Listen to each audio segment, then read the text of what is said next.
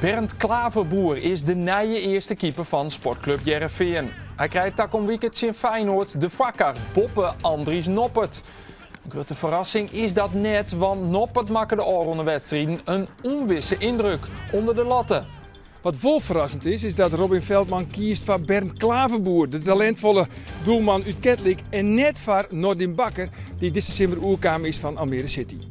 Zat dichtbij, maar uiteindelijk toch Safir voort. De Nederlandse volleybalvrouwen helden haast de hele finale van het wereldkampioenschap. Maar Japan, wie in een spannende vierzetter, kreeg te sterk. Maar het Jasper van Snits maakte indruk in die kwartfinale wedstrijd, maar ze koer de uitschakeling dus net voorkomen. De grootste wedstrijd van het jaar winnen, maar toch strooien teamleden onder kant zet worden.